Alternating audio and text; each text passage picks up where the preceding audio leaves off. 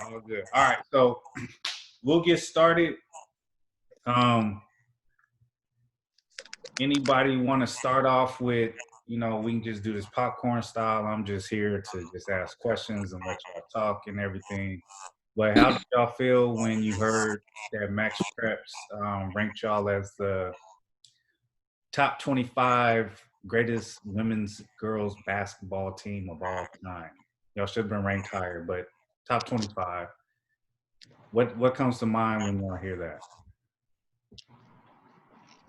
I mean, I was super excited. I feel like we were very deserving of it. We busted our butts in practice. Brian pushed us and pushed us and pushed us. I mean, we deserved it. I feel like when you work hard and you put in the work, when you get these, when you get recognized for things like this, it's meaningful, and it just shows that when you put the work in, good things come out of it. So it was so much fun playing with these girls. Every single game we walked into, I was confident that we were going to win because we were all passionate about the game. We were all very competitive. We all worked very hard, and everybody loved basketball. We played well together, and I think that showed on the court, which is why I believe we were so successful. So it was definitely a good feeling to get recognized for it. Just popcorn. Whoever else want to go, just let it fly. No, like I'm stabbing a person. Like I'm stabbing. Everybody's shy. Who's that? I'll go. I think it was definitely a great accomplishment. We put in a lot of hard work every day, just not really focusing necessarily on the accomplishments, but focusing on getting something done each day and getting better each day. And as you slowly build, once you finally get to where you want to get to, it's like, oh, we made it. So definitely all the hard work that we put in every day definitely paid. I know Tiara, Kiki, Rob, Lauren, every day in practice, guarding Trey, guarding Tony, they definitely pushed us to be better than what we could have ever imagined that we would ever have been. So definitely grateful for them. And it was just, I don't know, it all paid off, all that hard work that we put in. I got switched on to Tony and Trey sometimes too. Right. They blew past, but it was a couple seconds. But all I remember in practice, all I remember ever saying is, help, help, help. Like, that's all I used to say. Because once Trey goes by you, it's over. Like, you're not catching him. I was depending on my help to help me out, because I'm just looking at Brian like, you really expect me to guard him? Like, you know what I mean? Right now, I get it. Like, it paid off so much, because we were not going to see nobody near as quick as Trey. But in practice, it was so frustrating, especially being competitive and just wanting to do well and just trying to guard somebody that was like just gone. I definitely relied on help trying to guard Trey in practice. I think Thank you, everybody. To be overly prepared for teams like MIDI or teams like, who else was it? SI, like every day guarding Trey in practice, like you're not going to see a girl that fast or that talented. So already being prepared with something like that definitely helped. I think to go back to your question. Oh, sorry, Lorraine. No, go ahead. It's a huge honor, and I'm just grateful that for the recognition.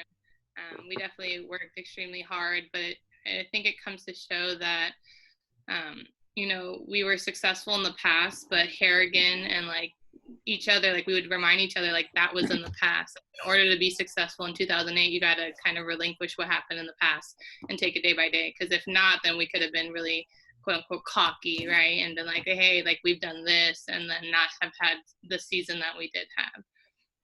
And then when it comes to guarding Trey and Tony, it was miserable. Like when we'd see them, we're just like, oh man, kind of get deflated. And then we had this press where we were supposed to allow them to go and then somehow cut them off. And, Tony and Trey were just so nice. They would slow down and let us cut in front. But it was just like, we weren't set up to be successful. But that's where we would yell help all the time. I can already hear Brian just cussing you out. Why can't you get there? What are you doing? Like, get there. You get there. You try. Well, Yo. I can say this. One time I came back and practiced in between. I think it was during my Christmas break overseas. And Mia, I had to guard you. I know y'all talking about my sisters and brothers. And I was like, yeah, okay, I got Mia. Man, you must have hit me with a shoulder. I was like, God damn, like, hold on. Like she's strong as hell. Like, damn. I wasn't ready. I was not ready. You hit me with a shoulder, like, bow. I was like, oh shit. Like, hold on. Let me think of it. I gotta get my bearings together. I don't know if that was from Tony and Trey practicing with y'all. He's like, I'm gonna get his ass with He's related. Right, pass it on. I was like, damn, she's strong as hell. I'm like, Brian, like, hold on, man. Like, y'all better throw it into her every single time. Like, shit. Here you go. Throw it over the room. Thanks to Coach Puess, got us down there. Quest. So was it hard to stay focused during that time? Like, even though having that success, like, were y'all, I mean, I know how Brian is, but how did y'all keep each other focused during that time? I wouldn't say it was hard. I would say because the type of schedule we played, like it wasn't just no cakewalk. Every day every game we had to prepare. Like it was a good team. So I feel like we never took that lightly, which made us never like feel cocky or anything. Because on any given night, we didn't go up like it was talent on both sides. Yeah. What was you know, especially now, you know, MIDI is always like looked at as the best thing since sliced bread, which I always disagree with. But what was it like getting prepared for them? Because when I look at the box scores from when y'all played MIDI, like the games didn't look like they were close. So y'all feel the games closer than what the box score showed? Because when I look at it, I'm like, oh, y'all beat their ass. So what was that mindset playing against them?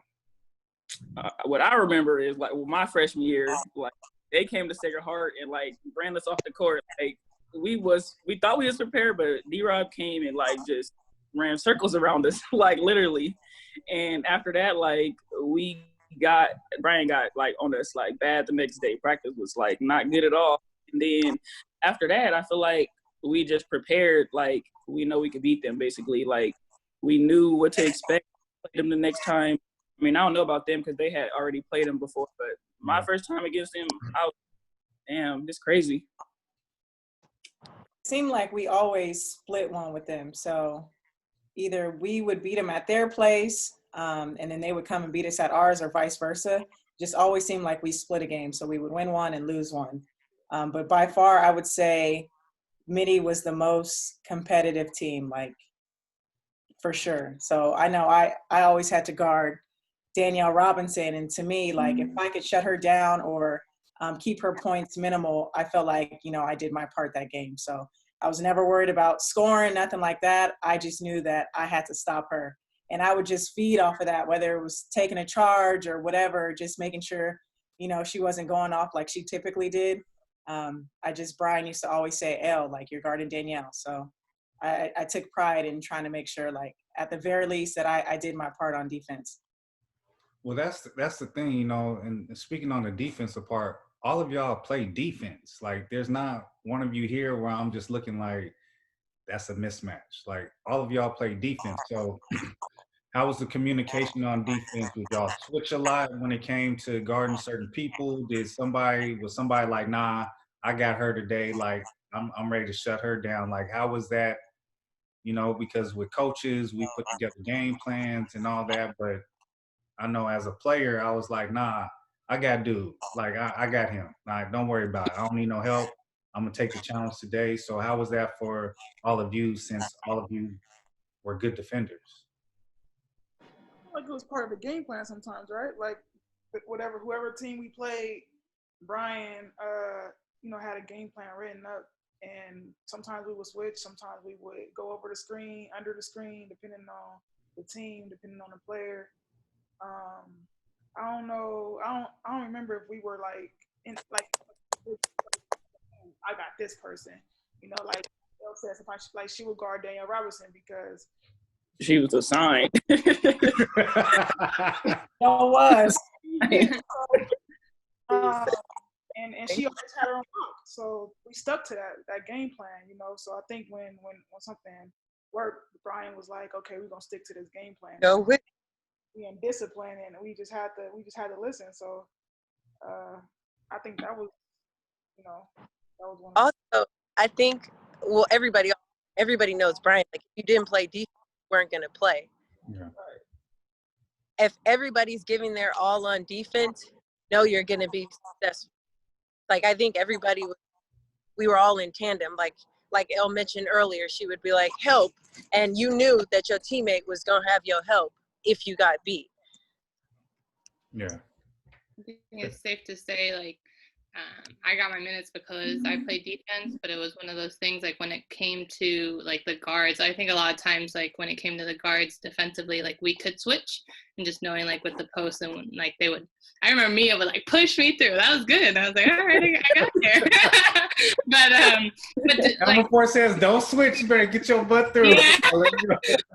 But with the guards, like, we would switch and there was no concern. And that's, I think, something that, can get taken for granted. You go play with other teams or other people, and you're like, switch, and it's a crap show. I won't cuss. And then everything breaks down. So the fact that things could be so seamless on defense, I think it was definitely a testament to part of the reason we were so successful. Yeah. So, speaking to that, because what I hear is a lot of chemistry that you all have with each other. And we're talking about that 2008 season where you're going for your 3rd straight state championship. What was the process of you all having that chemistry? I know, did all of you play for MRC together? Was it until you got to SHC that you started playing together? What was the process for all of you building chemistry with each other? I mean, truthfully, I think the majority of our chemistry came from us playing from MRC. I know, of course, Roz didn't play MRC, but most of us did, and we already had, built that relationship on the court. We knew each other's moves. We knew, when each other would cut. If I seen T cut or Jazz, like, I was throwing a dime. It just worked. And then Kiki, if your hand's not up, you're gonna get hit in the head, because everybody know Kiki throw dimes. Okay, so we had that chemistry, and then just going to Sacred Heart together, and then gelling with the rest of the team. It just, I don't know, I just feel like it just worked out. We gelled easily. Everybody knew each other's moves. We played well together, and I think that contributes a lot towards our success. Would y'all say the same chemistry is off the court as well? I mean, I know the answer, but just for those that don't know you, would you say it's the same thing off the court as well? Yeah, you got something to say? Just at Kiki's this weekend, so. I think it helps getting to know people off the court, because invest that time and invest, like, getting to know that person. It only builds the bond even stronger on the court. Like, I remember AAU tournaments, we would all go, like, we'd be in one room, or we'd go be in one band, and we all would literally travel together. I remember going over to Tiara's house, her dad driving me everywhere, taking me around projects in the city. Like, I think Oakland. definitely getting to know everybody, like, it definitely brings you on the court. You trust that person, they got your back, and you don't have nothing to worry about. Going over each other's house, getting picked up, going over L's Right. house. Right. Like, it's going to Kiki house. So I think when we built that bond off the court, we just meshed on the court so well. Like, it wasn't like we barely got into it on the court too. Like, we rarely got. if you look at it, we rarely got into fights, arguments. We just kind of, like, knew each other's personality, and knew how to work with that personality, with each other's personality. Mm-hmm. As someone who didn't play MRC, like, that, their chemistry is undeniable. And like, you could even hear parents saying, and rightfully so, like, people say, in some ways, like Harrigan was gifted with that chemistry of all these players because they grew up playing together and they played under Oscar. So absolutely, that played such a big role. And then I would say for like the other players who didn't play MRC, they didn't make it hard for us to kind of fit in and play. Like, you know, they were accepting, and maybe we're a little slower on passes, getting there like, I'm open on this cut. But for the most part, you know, you could definitely see the chemistry that they have on and off the court.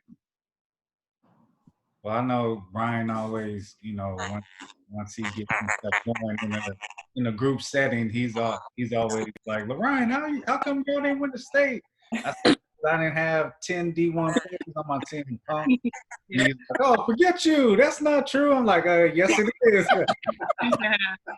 I'm like, I don't want to hear that. Like, stop, man. He says something to you every time, too. It's pretty funny. Every time. Every time. I gotta tell people about how successful our high school team is, and they, you know, they kind of sometimes couldn't comprehend. And I'm like, look, our starting 5 went D1. Like, how many teams can say that everyone went D1? And so. And played. And played. Oh yeah, and we started. Now. Yeah, there's teams now where it's like girls are going D1 and don't even play at the school that they're going to. So yes.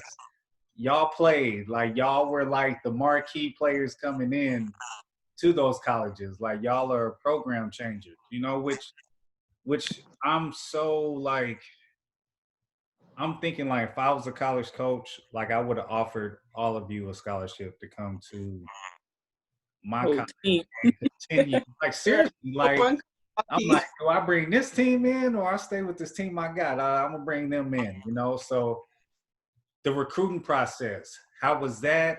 Were schools like trying to get y'all to go together? I know y'all were in different grades too, but were y'all recruited by the same schools? Talk about the recruiting process. So for everybody here, like just talk about your own recruiting process and if schools trying to get y'all together. I think I should go last. I got the longest story.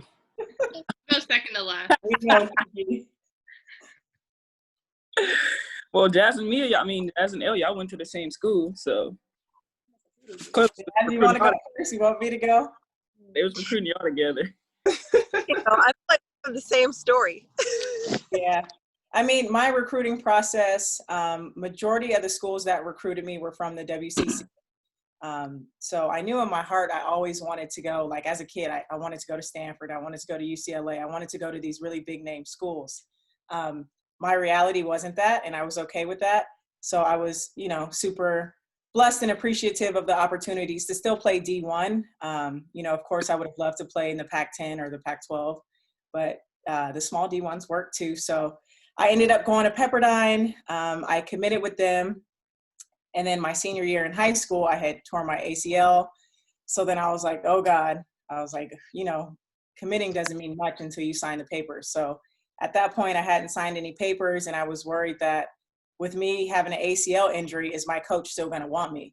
So luckily enough, I, you know, still was able to go to Pepperdine all the way through and graduate from there. But definitely, I was bummed about getting injured. I was worried about playing at that next level coming off of such a serious injury. But again, just, you know, the physical therapy and the training and just getting my knee back right gave me time right before I went to Pepperdine. So everything ended up working out. And, you know, it was 4 of the best years of my life. So it was awesome going with Jazz. As you guys, I'm sure most of you know, Jazz was getting recruited from big name colleges. So for her to go to Pepperdine and us to go together, it was amazing. We roomed together. I mean, shoot, me and Jazz been rocking since 5th grade, as I always say. So just from Mission Rec to Sacred Heart to Pepperdine, and really just being able to go all the way through our, you know, schooling and basketball careers together was, I couldn't ask for more. So your turn. I went to Pepperdine, played with Lauren. I actually committed after she committed. So once, just going through that process, like you talk to a lot of coaches, some of them tell you what you want to hear. You go on the recruiting visits and they show you kind of what you want to see. I think it's important, just like anybody listening or watching, like to ask questions, find out like what's really important in the school, whether it's like your major or whether in like the location, because that makes a huge difference. I chose Pepperdine, one of the reasons because Lauren went there, trust her, know she wouldn't go somewhere that wasn't a good place. Also, the location for me in California, and I wanted like somewhere near a beach. So Pepperdine was definitely at the top of the list. I was recruited by a bunch of people, but I think I was looking more for like a smaller, intimate school. And I know I get some, well, why didn't you go here? And why didn't you go here? Me personally, I felt more comfortable just in a smaller and more intimate environment. And yeah, like she said, we were successful. We had a great 4 years there. I think that was the perfect decision for me. So.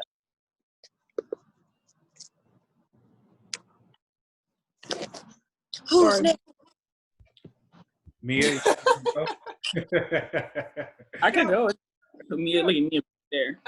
Well, mine is short. Okay, go ahead. Well, mine was a little different. I feel like they were all like kind of like more recruited than me. I feel like I didn't get like as good until college, and I feel like I waited like really late, which was fine because I ended up going to Hawaii, and it was literally the best thing I ever did. It was literally the best 4 years of my life.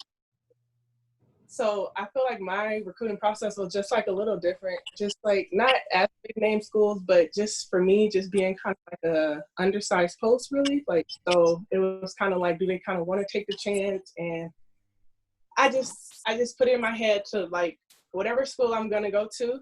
And luckily it was Hawaii. So all the big schools came to our tournaments here. So I'm like, I'm going to kill every program that kind of like looked the other way to me. So literally, I killed every program we played, like that was good or not. I'm gonna show out for my team. And like every coach literally came up to me and was like, "I'm so sorry, like we didn't give you a chance," and blah blah blah. And I'm like, no, "It's okay. Like I made the best decision for me, and it was a great decision, and I ended up loving it." So, yeah. Yeah, the recruiting process is hard because, like, I think Jazz touched on it too. You get so many people telling you where to go or why you should go to their school, and then you got your family in your ear, then you got your friends saying, then you got your coach like, yo, I think you should go here. So, it's hard, especially as a 17 or 18-year-old trying to make that decision, like, what is the best school for me? And what you see, and then going on recruiting trips, like, they got to do it up when you're on your damn recruiting trip. That's why when I was in college, I used to tell folks like, yo, man, you got somewhere better, you better go there because this right here. I was straight up with them. This is how coach is. If you can handle this, if you can handle not, because, you coming in from high school, like, you're the star. So, it's like in college, it's really like, this is the team kind of thing, and your college coach got a bigger ego than anybody. So it's like, you'll never be bigger than them. Not that you want to be like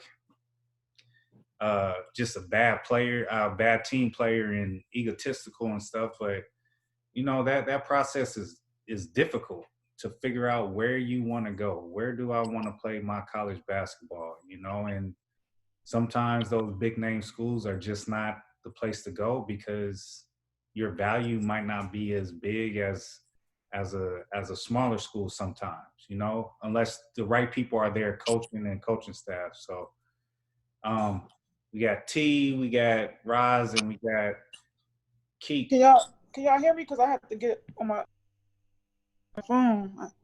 Yeah. Okay, y'all hear me? Yeah. Okay. I think I missed the question because my computer disconnected, so I did on my phone. What was the recruiting process like? Yeah. So my recruiting process was a bit hectic. My 4 picks was Texas, Baylor, Cal, and Connecticut, and obviously they all so different, and then the region is so different. So I was gonna. My first pick was Texas because obviously my brother was moving to Texas, and they was like an up and coming, and I was gelling with the coach. And then when I went to Baylor, I was gelling with the coach, and then she was getting Brittany Griner, she was getting Odyssey Sims. So those was like the two schools that I was really like gelling with, just because I wanted to be closer to, you know, my mom, my brother. But then, you know, over time, when you start talking to these coaches, they start like pressuring you to commit, and, you know, like wanting you to basically, you know, it was a business. Yeah. So I wanted to connect to my coach, you know. So when I started talking to the Cal coach, we just connected more than all the other coaches. And I felt like, you know, I wanted to have a different bond, like a connection with my coach outside of just you trying to just use me, you know, as just for whatever reason to win, you know. Obviously anybody would have been like, why you didn't pick Connecticut, you know what I'm saying? But Connecticut at the time they had Maya Moore, they had like that whole class. And Gino straight up told me, he was like, you may not play. But he said, you may not play, but you will, you know, be the best player on this, you know, when you leave here, you're going to be the best player you could be. You know what I'm saying? You may not play your first year. And then he wanted me to play point guard. And I never played the point guard position ever. So, you know, I think and then it being so far from home and from my family, I was just like, I think at 17, I'm nervous, you know? Yeah. And I didn't think that I was going to be the right fit for my situation at that particular time. Yeah. So Cal was getting all these All-Americans, is up and coming. I felt like it was a good program to build. And I wasn't looking to, I'm trying to be at this place where it's, you know, all these stars, is not because I felt like I wasn't going to play, but because I wanted to build something, you know, a legacy at that school. Yeah. So Cal became top because of the recruiting class and the chemistry that we all had when I visited the school, and just the coaches. We all gelled together. I gelled with them more than I gelled with any other coach. Yeah. Yeah. And then you got to think about, you know, life after basketball, you know. So just so happened that Cal is a great school. So before, you know, Roz and Kiki go out, you just brought up something very important, Tierra, that life after basketball. What is it like being a woman? This goes to anybody who wants to answer this. What's it like being a woman and playing college ball? Like for guys, it's like, yo, I'm going to get paid after this. Like, is that the same kind of, I guess, mindset with women athletes, especially basketball players, you know, because of disparity with money and all that, as far as women get paid the same as guys, which they should. Like, what is that mindset? Is it going in like, yo, I want to play after this? Or is it a mindset like, all right, I need to prepare myself for life after basketball? Like, how is that as a woman athlete?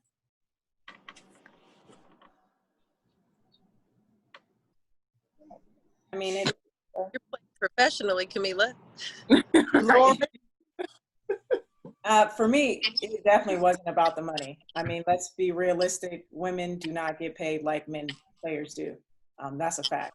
So it was never about the money. For me, it was more so a once in a lifetime experience. So me still loving basketball, me still having that same passion for basketball, and having a chance to play professionally overseas. I knew for me, if I didn't go take that opportunity, I would have later regretted it. And I never wanted to have any regrets about my basketball career. So I'm super happy and grateful I had the chance to play overseas. I played 3 years. My first year was in Poland. And then halfway through the season, I went to Czech Republic. Then I played in Bulgaria, and then I took a year off because I needed knee surgery. And then my last year I played in Cyprus. So again, it was never about the money. It was the experience to play in Europe, to meet new people, to see a new way of life, to see new cultures and how people live in these areas, see what they appreciate compared to what we appreciate out here in America. It's so different. They're so much more grateful out there. They're so much happier with a lot less than we are in America. And it was an incredible experience. I'm totally fine. You know, I played and I'm okay not playing anymore. My knee couldn't take it no more, to be honest with you. If I could, I may have tried to play a couple more years, but I want to be able to walk in the next 20 years, and the way my knee is, it just wasn't going to happen. So again, it wasn't about the money for me. If I was a men's player, I probably would say, let me go get this money. But in this case, it was just, let me go experience something different. Let me grow up more. Let me mature more. Let me, go across the world. And, with basketball, they pay for you to travel. They pay for your stay. Literally, all I had to pay for was my food. So it was a good experience. I still keep in touch with a lot of my teammates, and I'm just grateful for the opportunity. Yeah. I agree because like if you can get to travel the world on somebody else's dime for free and just literally all countries are so close together. So once you go to one country, you can literally fly to another country for like so cheap. And like you're only practicing like 2 to 3 hours and you may practice once or twice. So you literally have the rest of the day. Y'all see my snaps. I'm napping most of the times. But literally like I traveling this year, I was in Switzerland and my mom even came out. She stayed for a month. I had a 3-bedroom apartment by myself, like just me. My mom, she came out and stayed for a month, and then even one of her friends came and stayed, and she brought her friend, and then we flew to Paris for a weekend. Like it's like literally the best thing you can like experience, and like I would recommend it, like at least for all the college players, if they can, to do at least one season, try and do one season overseas. Yeah, you ain't never lied. My body was able to hold up for a while. So until it gave out, that's when I stopped playing. Like a 2-hour practice? Like what? And it's not bad. You stop. It's like we start at 10, we're done at 12. We're not going to 12:01 or let's do it. Like, no, we're done. All right. So I was like, this is lovely. Oh man. But Roz and Kiki, I know y'all got to get in for choosing the college process for you. So either one of you want to go on this one? I'll go first. I'll make it short and sweet. I have to say my experience was completely different than the girls. I actually didn't think, I had never crossed my mind to play college basketball. I was just grateful, honestly, to be on the team with them. And so it wasn't until, and I didn't do the whole AAU. A lot of it was like just go to college for the educational aspect, and then like you're gonna get a job. And that was kind of my thought process. And so I just happened, so I'm half Filipino, so I played Asian League my whole life. And so Asian League coach just needed an extra player to play in the AAU tournament.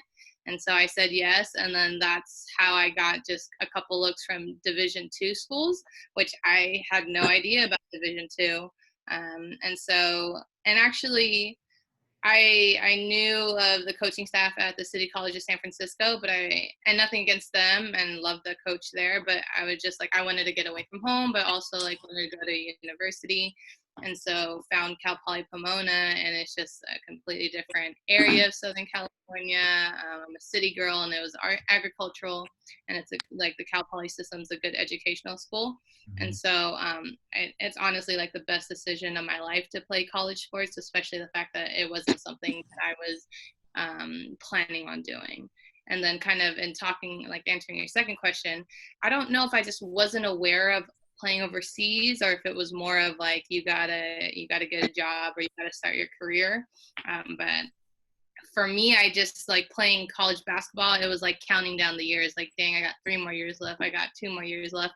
And in some ways, I wish I knew about the overseas where it wouldn't have been as devastating to stop playing. Like, I'm sure like as people stop playing basketball, like you feel like you lose a part of your identity. Like you were a student athlete, or like this is a sport you played your whole life. Now what? And so like, I absolutely agree with Lauren and Mia. Like, if you can do something you love and travel and it be on someone else's dime, like, absolutely. So I think maybe it's good for college players, especially if you're not at the D1 level, to know that there are options. You know, it might not be as many opportunities, but at least just know that's an option. Yeah.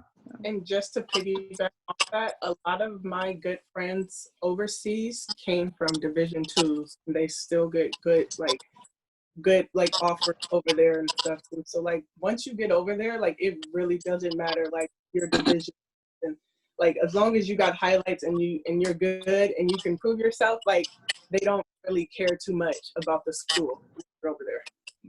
Yeah. Keith. All right. Kiki. Yeah. Let So, us know what college you're starting with, Key. all right. So coming out of high school, I always wanted to play Pac-10. Kind of didn't really matter which school. So Oregon's, Washington, everything's pretty much still close to home. I ended up going to state. Actually, coming out of high school, my thought was I want to go to and build it like kind of from the ground up. Like I don't want to go somewhere where it's already established, where basically it's just all my hard work is just gonna go unseen, kind of in a way like that. So I have family in Washington. I ended up going to Washington. It didn't work out as well as I thought it would. Basketball-wise, school-wise, weather-wise, location-wise. It was just all like, boom, like it just hit me out of nowhere. Like basketball, of course, we wasn't winning, so that was hitting hard. And then just all the other functions of it, I'm just like, yeah, this probably ain't for me. So after season, I decided I wanted to transfer and be back closer to home. So I put a transfer in, and I got into the recruiting process again, all over again. And I just applied to schools back in California, basically. Coming back, USF, St. Mary's, Fresno State, San Diego State, like not on the Pac-12 level. So I dropped down a little bit to like mid-major more so. So came home, went on visits and everything, and then Fresno stood out to me out of all the other places. It was like the kind of style of game that I was used to playing. They were a program, like a smaller program, but they were already established, and it was closer to home for me. So set out a year there and played 2. So I was there 3, but I only played 2 because you have to redshirt a year. And then end up graduating. Well, actually, my coach ended up taking another job at Ole Miss. And then I was like, damn, I'm kind of back in the same position because he wanted to be there, but it comes a time now money's talking like I gotta upgrade. So my coach ended up leaving. It honestly made me want to go. I was thinking about leaving and everything. Fresno kind of was trying to put on like the new coach we wanted and what we were looking for as a team. So my old coach got to Ole Miss, and then like everything went south. So he actually never coached a game there. So before he even coached a game there, basically he was put under investigation and all that, and then basically he never coached. So I ended up staying at Fresno and playing 1 year under another coach that came in that did recruit me, but obviously knew me because we played against them in the same league. Yeah. So did that year. She kind of tried to change how we played overall there, and I wasn't really feeling it much. I mean, we still were winning. We still making the tournament. I mean, we're still pretty successful. But now I'm feeling like I didn't come here for this. So I'm graduating. I did what I needed to do here. So again, I went in, put another transfer in, and went to look at another school. So then University of Pacific came about just because my old Fresno coach was really good friends with the head coach that was there at the time. And basically, she ran the same system as he ran. So he taught her the system, and they ran the system. So I was already familiar with it. So it wasn't going to be a drastic change from our last year going from one school to another and like automatically playing, because if you graduate, you don't have to sit out again. So I was able to transfer and play right away. So that was 4 conferences later. So Pac-10, the WAC, the Mountain West, and the WCC. That's And I put crazy. And 2 out of 3 schools. yeah. Yeah, hella gear.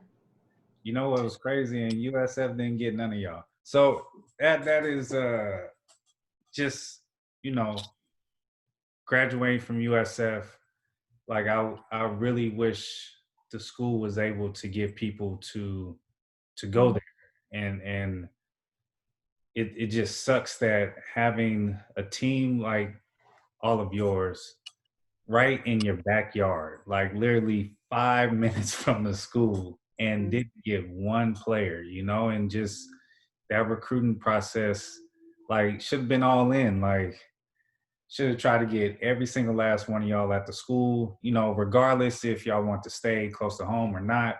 But just like, hey, we need y'all here to build this program, because that would have been a great thing to build that program, you know. But just the whole recruiting process is crazy. I know my recruiting process was crazy when I was in high school. 4 of the top 5 schools I wanted to go to, all the coaches got fired that year. Wisconsin, Stan Van Gundy, who ended up coaching in the NBA, got fired. Tim Floyd was at Iowa State. He ended up leaving there, going to coach the Chicago Bulls. Kevin O'Neal at Tennessee, which was my 3rd choice. He left and went to Northwestern. Northwestern had never been to the tournament, so I was like, no. UCLA was my 4th choice. Harry got fired, and then I was going to go to Cal, like UT, and Kyle Bozeman got fired. So it's just like, damn.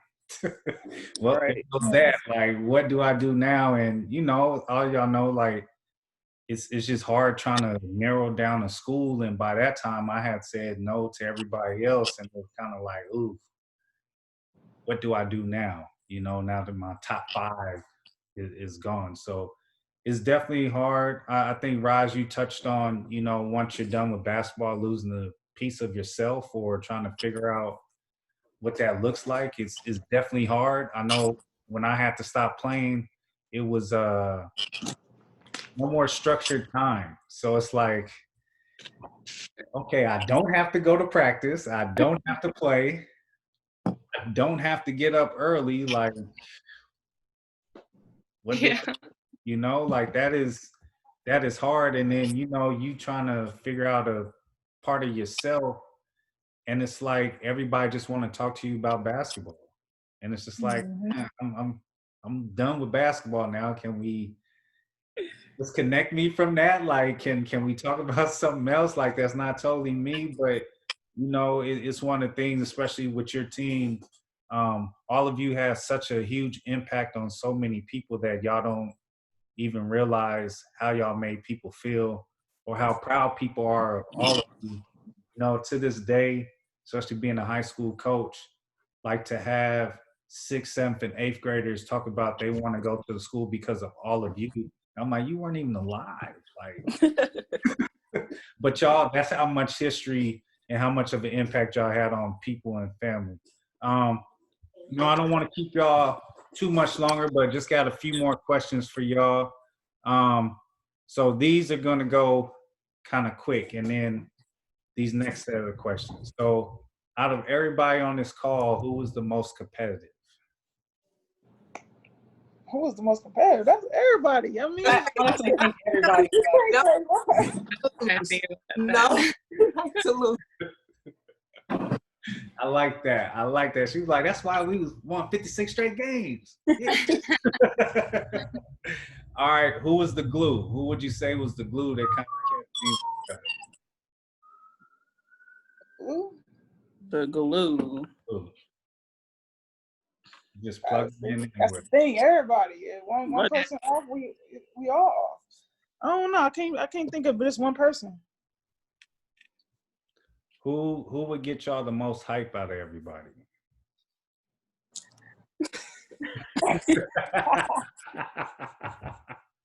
No, I it made me think about jazz in college. Our Pepperdine team, we would do some weird stuff before the games. Like people be banging on lockers and just like some of the videos that pop up on our Facebook memories. That's why I start laughing. I don't know if anybody Through else. the locker room, screaming, doing Like, cartwheels. the weirdest stuff. Like you have no idea. That's why.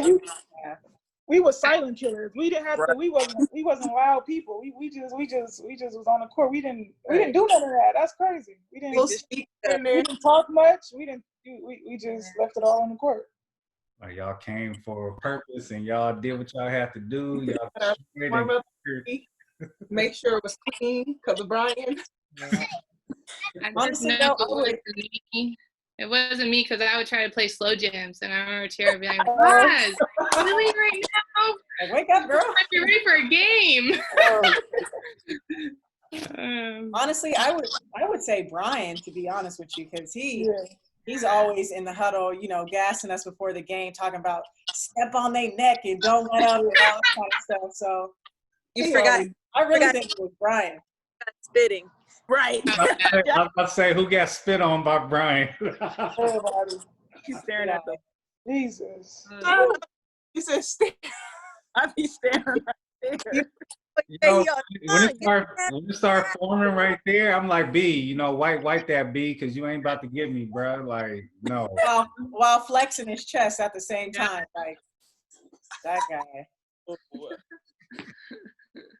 No, he was for sure our hype man. He would get us ready before the game and just kind of remind us who we are. And I think everybody kind of listens to music before the game, so we would run out to our same playlist every year.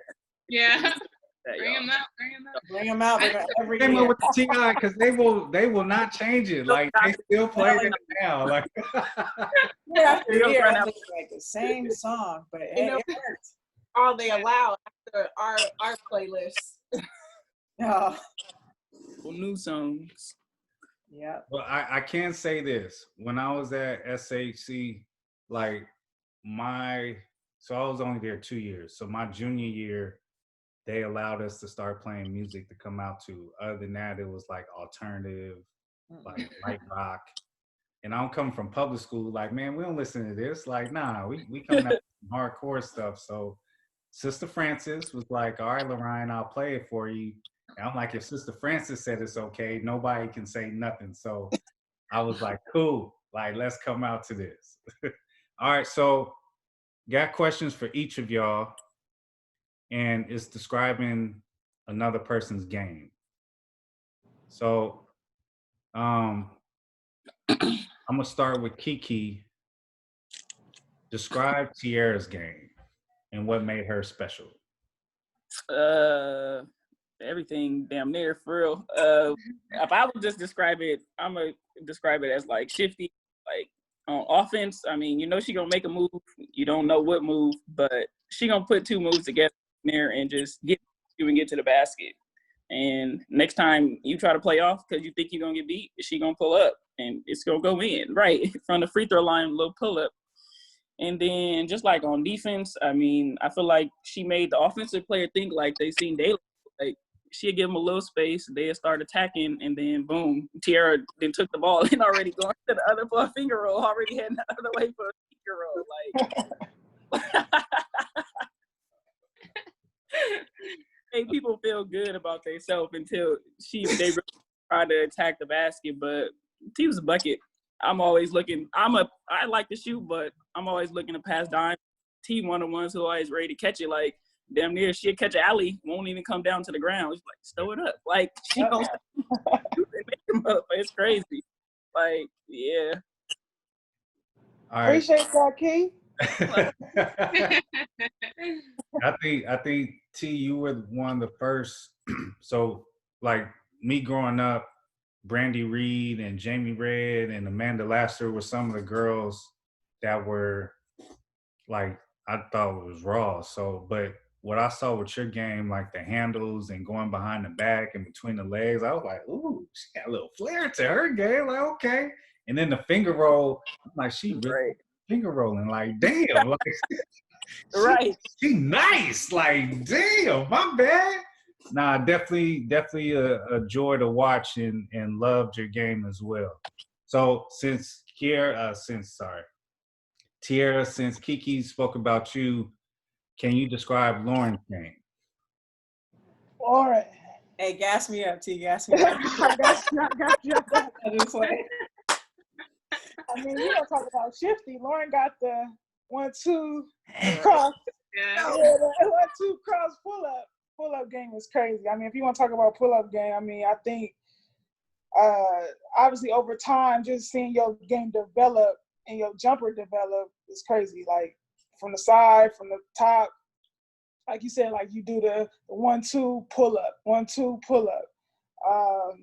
I mean, like guarding the best players, your defense was phenomenal.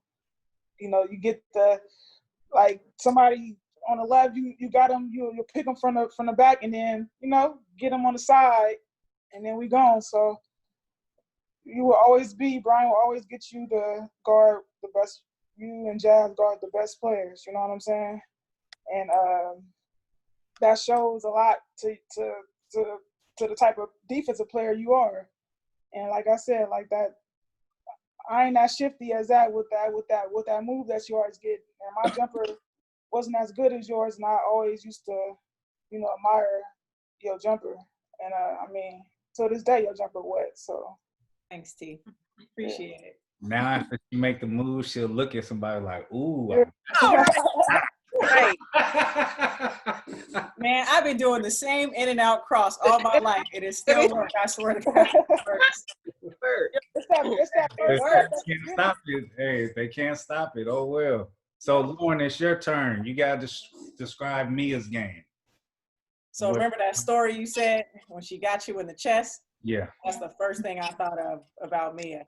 So us guards, we be getting a little hype when we get switched on a post player, like we can guard him or something.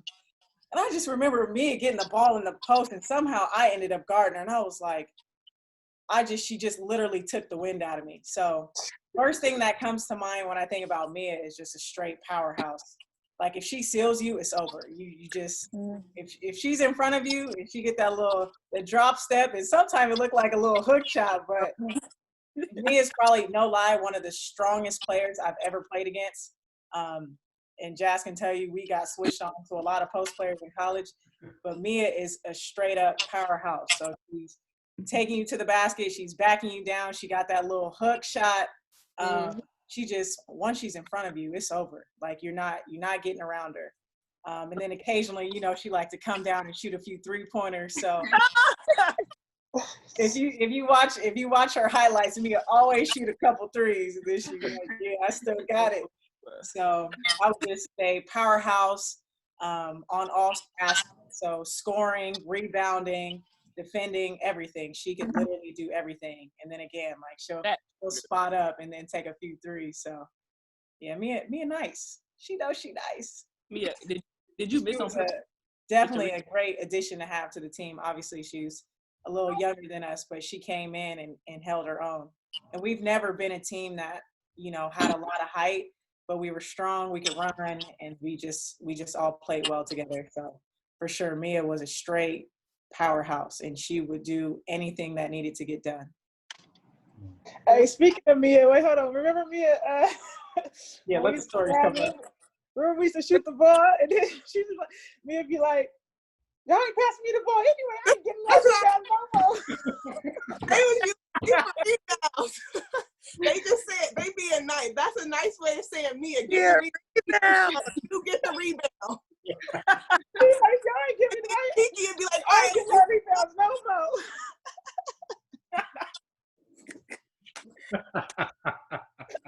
Y'all never pass me the ball. And they be like, hey, you want it? And they're still shooting. Oh, what we were talking about like yesterday when she was at my house, when she always wanted the ball, right? So when she took it out and she threw it to Jazz, and Jazz threw it back and ran away, and Brian started going crazy like, come get the ball. She wants the ball. I believe she did that in real game. Brian was so mad. She asked the ball and sprinted up the court. Brian was so mad. Like, Jasmine, get the ball. Nope. Yo. Oh man. But you you still played. You are shifty in the post too. Like you were one of the first female basketball players that I personally knew that didn't mind posting up. Actually go to work down there. Like the footwork was there, the touch was there. I knew you was about to take a three because the head tilt on the run. Like I'm about to fire this thing. Like I'm You getting used to run down like this. I'm like, she got it going now. That head tilted. Y'all in trouble now. Like she goes. All right, Mia, it's your turn. Describe what you played with Roz 1 year, or was it 2 years? Was it Great. 2, right? Yeah. 2. Because, yeah, 2. I'm like, it's 2. Describe Roz's game and what you liked about it. What I liked about Roz was I think she was just like an overall team player, and like she was more of the vocal leader on the team. So like I'm coming in, the freshman still young, making mistakes. Brian's like, ah! And I'm like, wait a minute. And she's like, no, it's okay, you know, like, or say a funny joke, stuff like that. And I'm like, okay, well that really helped me because coming in and I'm like, I'm not used to that. So like that always helped me. But no matter if she played a lot or if she didn't play a lot, she came in, she's contributing offense, defense, whether it's getting a steal, hitting an open shot or doing anything, harassing them on defense, anything she needs to do just to contribute. So you always need people like that on your team. And yeah, like I said, she's just a great team player. And you always want people like that on your team because they're just going to do anything for the team and for anything that the team needs for them to be successful. So I like how she was just good or bad day. She's always locked in, and like it never affected her game, like whether she was having a good or bad day. So that was just like one of the good people to be around and the good people to have on your team, like I said. So yeah, definitely positive influence on everybody and very consistent with everything across the board. So Roz, you're up. You gotta describe Jazz's game and what you appreciate about it. Thanks, Mia. So when you gave us this question, look at Jazz. Honestly, the first thing that came to mind was just lethal. I mean, she offensively, defensively, and the thing with it was that she just did it with such grace. Like she would drop double digits and have like 5 to 7 steals and just like didn't even seem like she was working that hard. Like it was just so and I think it was just graceful, and she could play guard, she could play against posts. I mean, she did it all. Just basketball IQ is just through the roof, and just super valuable player. And I mean, everyone is a big reason why we went so far, but especially Jazz. And like Lauren was saying, just having to guard some of the best players and then offensively be able to contribute. Like I think people don't understand how hard it is to be able to guard the best players and then still have the endurance to drop like double digits. So yeah, I'm just really, really good. Just the Jackson sisters. Who are they? That's the charge master. Oh my goodness.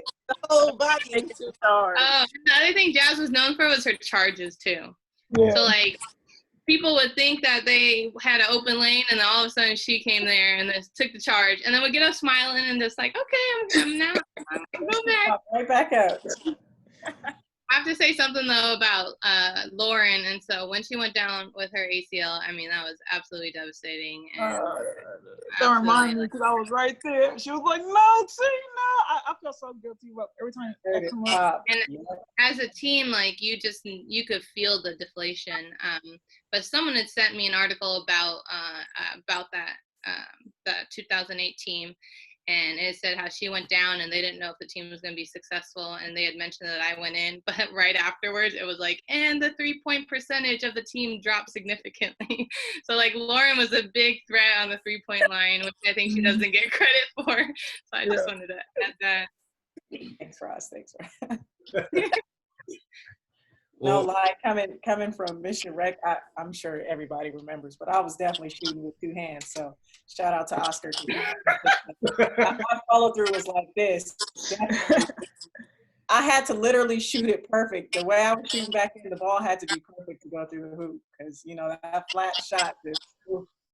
Thank God Oscar helped me fix that. For it when I first started. What'd you say? I was shooting yeah. over the backboard. Oh, Oscar changed my shot so many times, and then finally he just gave me the thing like, here, shoot with the little round thing that you hold on here. He's like, just shoot with that. I know exactly what you mean. Literally. Thank God for, man, my dad used to take me to see Oscar all the time so he could work on my shot. I don't know how I built that habit. But it's just crazy. Left-handed, but you do right. My brother's left-handed, but you learn to play right. But you still do everything with left hand. I was not trying to see my left hand ever, like ever. You forced me left. The moment I had time to cross back over to my right, I was back over. oh man. All right, Jazz, you're up. I can say before you go, like you probably have one of the smoothest games ever. Like, Thanks, Fry. no, like when Ryan said your game is graceful, it's like, how can you be so graceful and so tough? You know what I mean? Like, it's like those things don't go together, but just like a true competitor and especially you coming aboard and coaching and stuff, like I got a chance to know you even more. But just like Tierra said it before, like y'all are really like silent killers. Lauren will talk shit on the court though, but He talked for it. He said what we wanted to say. but just like that smoothness, like I've never seen it. Like pros and other high school players or college players, men and women, like just how smooth it is and effortless it seems. Like it's crazy. Like I've never seen that. So and it looks like you're never rushed or worried. Like it's like we got this. Like no worries. Well, you see our squad. I didn't have nothing to worry about. Hey, Jazz had the same facial expression the whole entire dang. She could make the biggest play in the world and just be like this. I never knew when you was tired. You never knew if she was happy, mad, nothing. She had the same facial expression. When she asked for that asthma pump. I was just going to say that inhaler. Yeah, I wish she would have remembered to get it as much in college because she used to forget that inhaler all the time. Shut up, Bill. I know Jazz is the only time I know Jazz is upset. She bring everybody together, be like, "Yo, come on, let's go. We gotta get this going." I'm like, "All right, she's getting intense. Let's go. But it's still so smooth though. Like it's not even like you're yelling at anybody. But definitely appreciate that. But Jazz, you got Kiki, so your turn. Describe Kiki's game. What you love the most about it? It's the love and hate. I love how good of a passer she is, but sometimes too good of a pass. Like, you running down the court. Like, I'm talking about we starting on the defensive end. Once you get the ball, you get the ball. Once you get, like, past the three-point line on the other end, so you got to run and you got to focus on the layup. She gives it to you at the perfect time. Sometimes it's too perfect and you're too open and you miss it. And sometimes run it and she like, it's coming. Be ready. But when I think of Keith's game, I think of Chris Paul. Like if you think of Chris Paul, he comes off of screens, one of the best in the NBA. He knows whether to pull up, pass, shoot. He just knows how to read it. And to me, that describes like the entire game. On offense, the floor, all she needs, sometimes she don't even need a dribble. She knows where to put the ball and where to put you in the spot. And I think like coming off screen, once Camila eliminated the defense, she already had a wide open layup. Kiki was going to drop a dime for it. And then when I think of ISO ball, I think of Kiki's game. Because if you do 1-4 flat, you're going to be some type of layup, whether she's shooting or passing it off to Camila or somebody else to post. But that's all I can do is Chris Paul. Like, it's literally her game. Can shoot the three, can drive, can pass, can do everything, and will get steals on defense, especially if she's guarding the point guard. You know, all she do is put her hand down there, rip it. She taking her little time on that little layup. She always got a little slow down at the end. Right, she slow down, be taking her time. She get down there, and then Brian be yelling, "Come on, Davis!" She's like, "What are you worried about? I can't ball." But yeah, just thinking about like that reminds me of her game. Just always Chris Paul can shoot, pass, play D, everything. It's funny y'all talk about Kiki passing because she always said to me, I was a good passer because I didn't want to cross half court. I didn't have to go on court. I was good. Literally, two people filling the lanes at all times, and she just throwing it. Because you knew you was gonna get it. Yeah, I'm like, Key, just throw it up. Just throw it up, Key. Just throw And it up. then they full court Threw pressure. it right. She threw it perfectly right in your hands. Perfectly. Oh man, I remember the first time I was back home done playing. Like I think it was your senior year, Kiki, and I was officiating at that time. And it was a scrimmage. And I remember I was trailing the play. You were in front of me. And I'm like, does she see that person open? Like just in my head. And as soon as I said that, the ball was gone. And it was a full court pass and you hit somebody in stride for a layup. I was like, damn, like I saw it. I didn't think she was gonna make that pass, but she did. And I was She just saw it all. yeah.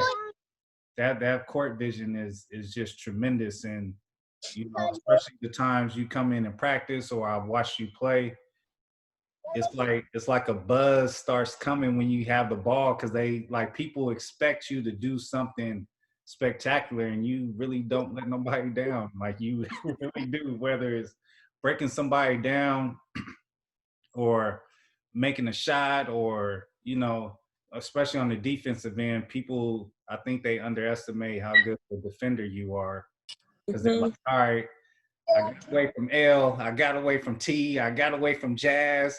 Oh, okay. Damn, Roz coming in, got me. All right, let me go at Kiki. Damn, there go the ball. Like it's gone. So, you know, it's just something, you know, just talking to all of you today, it gives me hope for basketball because just hearing how focused y'all were, how y'all worked as a team,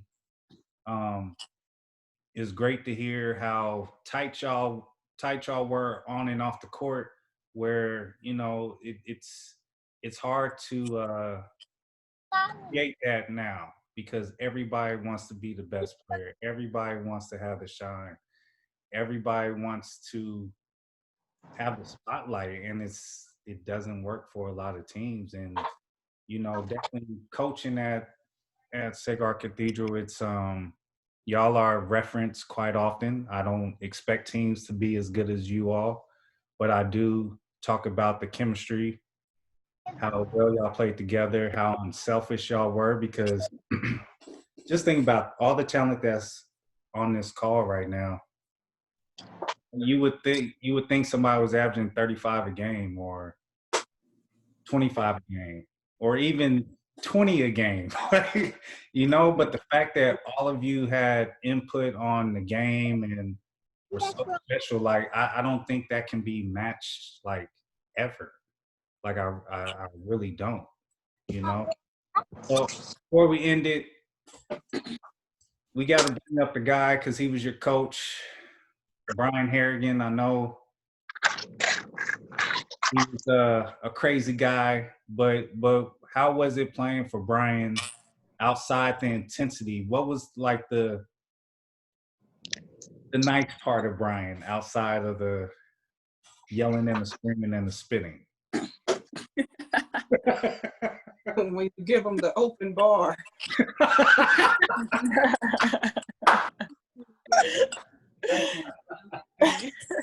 I know y'all remember like when we had the banquets at the end. I mean, I feel like Brian was a big teddy bear at the end of the day, though. You know, he was a big teddy. I don't know why something just came to my mind when we was in Arizona when we all got in trouble for being out late, and then we all got kicked off the team. Oh shoot! How you kick everybody off the team? Got kicked off? Hey, no, that's when Faiza was on crutches, huh? Oh my goodness. That was that tournament. Oh gosh. Trying to figure out where we was gonna put her. We were back on the team the next day, so it was all good. Do y'all still, was it hard to trust Brian, like, and build that relationship while y'all were there, especially your first year going? I know he made you play JV at first, then brought you up to varsity. How, like, what's the mindset? Like, damn, man, I'm averaging 50 on JV. Like, you gonna really do that? Like, yeah, he tried to teach me a lesson because of my grades. But I think that Brian, I don't know if everybody can contest to this, but he instilled a lot of discipline in us. And I think after basketball or just after leaving him, you realize how much, discipline was instilled in us at such a young age. Like 16, 17, 18 years old, you don't really know what that word means or what discipline means and what being on time actually means. And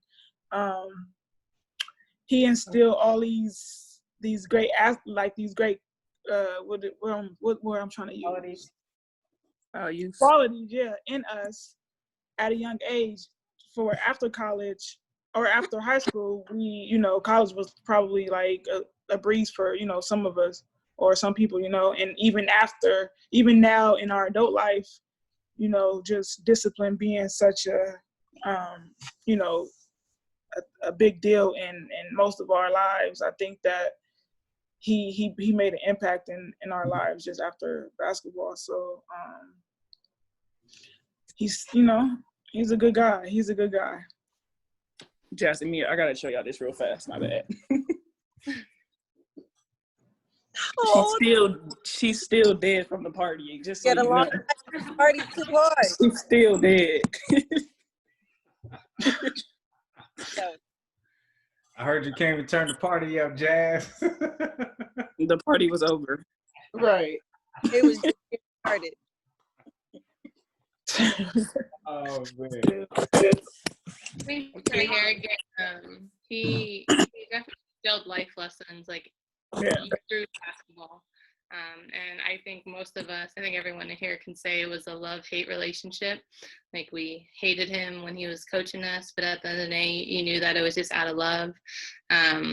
And I think the big things that I take away are preparation. I mean, this guy prepared like no other. And I think that's why we were so confident going into games. Not cocky, but confident, because we knew their plays. We knew a certain whistle meant this play, or that if it was this pitch, it was something else. Like, we were really well prepared. And that was a lot of time spent into that preparation. And so, like, going into life, those are definitely good lessons to have. And it's one of those things, like, just after playing high school basketball, I was like, look, if I can deal with Harrigan, I feel like I can deal with anybody. Like, if you can deal with someone in your face, get mad over the littlest things that might be a little obnoxious, then it's like everybody else is a breeze. And so, but there are definitely times, I remember when Mia first came in, we would stand behind him like, Mia, just don't do it. Just don't say nothing. just be quiet. And, but then she took over. I agree with Ryan. Was definitely probably one of the best coaches I've ever had. Going into college, I definitely felt prepared. But the transition from 8th grade going into high school, my freshman year, to be honest with you, I didn't think I was going to make it. I wasn't used to that type of coaching. I wasn't used to someone being in my face. It just was a lot my first year.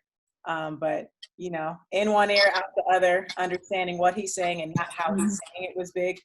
And just really, he definitely prepared us. He made us work our butts off, but again, it paid off in the long run. So then we weren't always able to see it, but as we got older and we kept playing and we matured and really understood the game, you definitely understand now what he was doing, what he was about, just everything. So I definitely appreciate Brian. I love that guy now. It was tough in high school again, but he is a big teddy bear. And I'll always appreciate him and have love for him.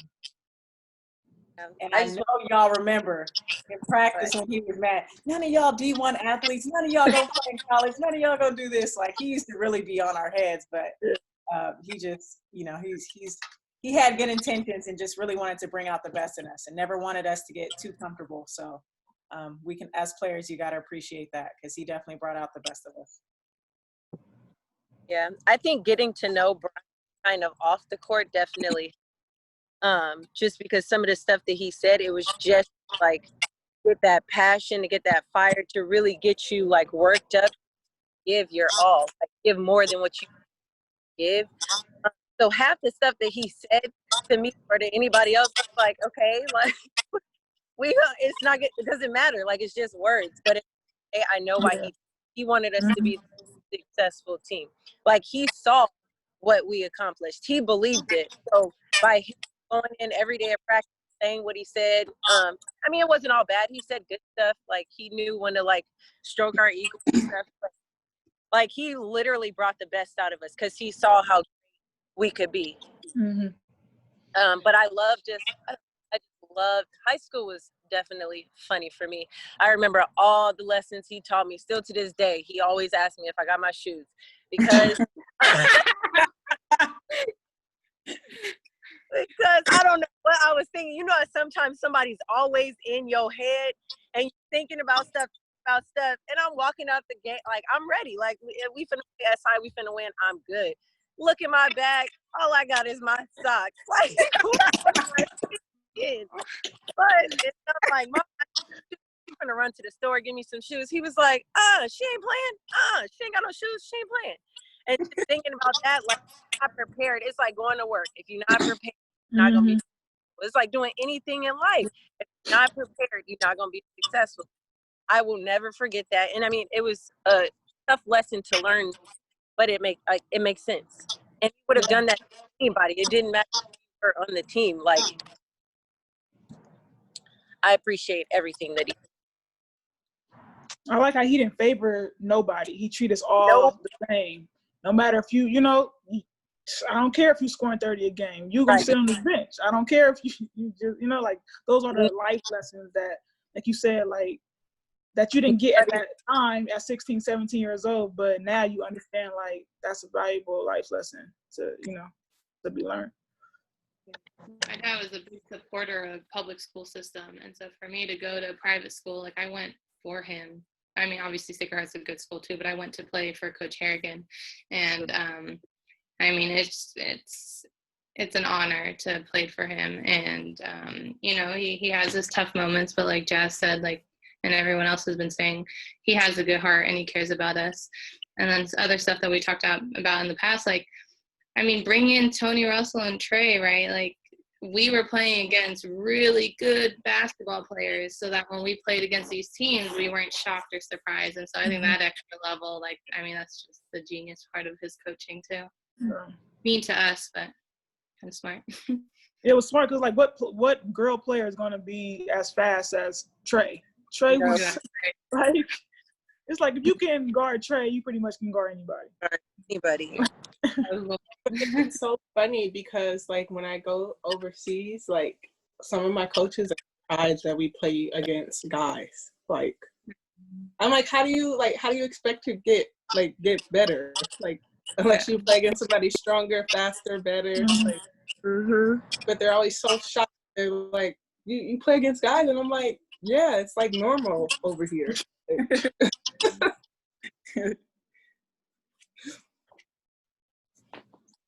Well, if y'all want to bring up anything else, that's all the questions that I have. Definitely, once again, appreciate y'all doing this. It's great just hearing this. Like, for me, it's inspiring, especially as a coach, because, like I said, to be in the presence of greatness is always a great thing. So thank y'all for doing this, taking time out on a Sunday. But I appreciate y'all doing this for real from the bottom of my heart. And it will be on YouTube, and I'm gonna post it on Insta as well. So Did my Thank you. no, I just want to say, Right. we had fun. Like looking back at those years, oh, so cute. We had fun. That was a great group. Mm-hmm. yeah. Yeah, I miss those days. Those were some good times. Yeah. Bus ride, Coach Your Burke's van car, ride. City. Right. Right. Coach Frank's car, registered, calling the coach's car. That was fun. Too fun. I just wish my body felt like it did in high school. 'Cause now it's all sitting down for a while. Right. Did. Yeah, I no, mean, by far, Sacred Heart. I have literally nothing bad to say about Sacred Heart. I loved everything about it. I love the academics. Definitely love the sports aspect of it. The support we got from the student body and from the faculty and staff was something, I hadn't experienced since, especially going into college. We definitely didn't have that same amount of support. And then I received that support again once I played professionally. But just the love people gave us, it's so common to see people just support the men's teams, and then you look at the women's games and nobody's in the stands. But we never felt like that at Sacred Heart. Like, people loved coming to watch us play. We had tons of support. We had fun together, and shoot, we put on a show. So hands down, one of the best teams I've ever played on. Some of my best memories. I absolutely loved playing with you guys. Thank you for the experience. Thank you for all the rings we got together. This was just unmatched. So there was definitely nothing like it. You should have had fun. Yeah. The Paris twins, they stopped us that one year. That was just ridiculous. Right. Well, y'all got 3. Me and T should have had 4.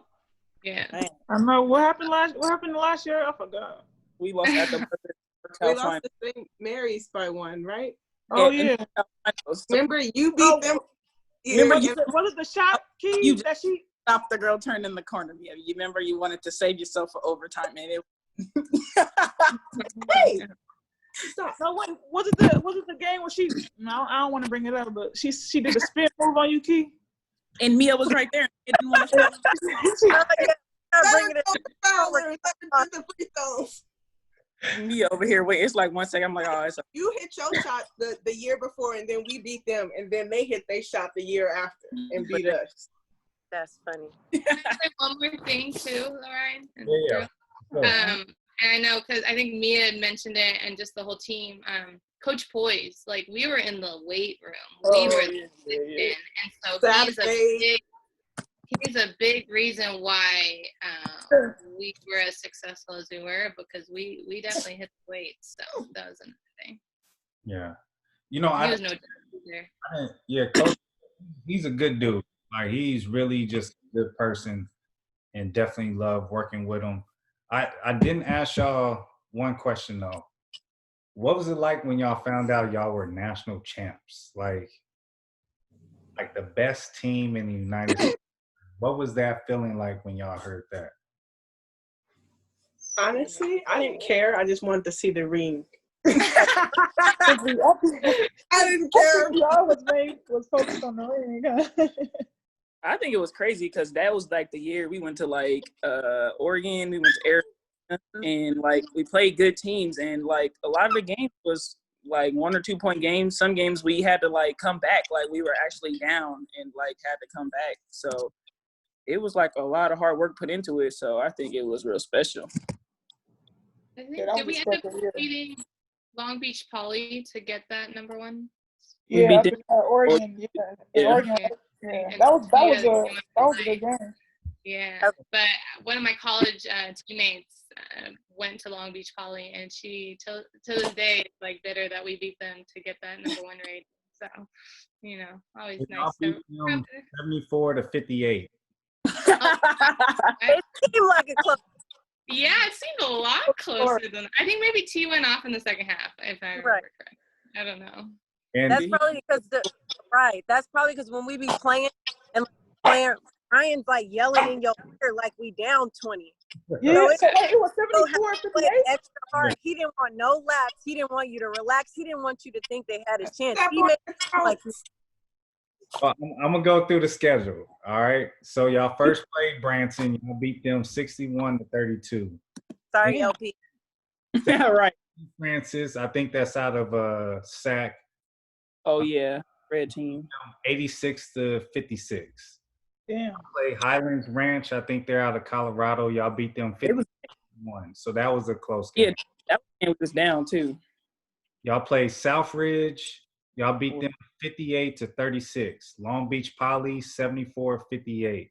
Y'all played at Marin Catholic. Y'all beat the brakes off them 94-42. That was with Malia. Isn't that with Malia, the tall Yeah, one? the top. Yeah. Y'all played St. Patrick, St. Vincent. We smacked. Y'all beat them 67-50. Lucerne Collegiate. Y'all That was beat probably 66-57. Villa Maria Academy. Y'all beat them 50-48. So that was a close game. That was in the Tournament of Champions, probably in Arizona. yeah. Y'all beat Central Catholic 51-36. Y'all beat Notre Dame Pinata 63 Look to at who in our leagues. Prez 73-39. SI 66-41. Valley Christian 51-35. Midi 51-34. Notre Dame again 67-29. Prez 62-43. So like y'all were just beating the brakes off everybody. Still out. We had Yo, breaks. The closest game was Mary's Wait. 1-1, and then y'all won the state by 15. So y'all definitely was whooping ass the entire season. I Like remember feeling relieved after state though, because as we continued to win, like there was pressure to get that one and then to be undefeated, you know. So Right. I definitely like instead of being like, oh my gosh, we just won our state, it was like, whew, okay, the job's done. Right. Like we can relax a little. There's a lot of pressure building up.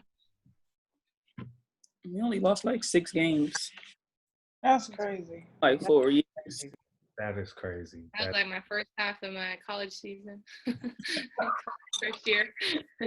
We feel you, girl.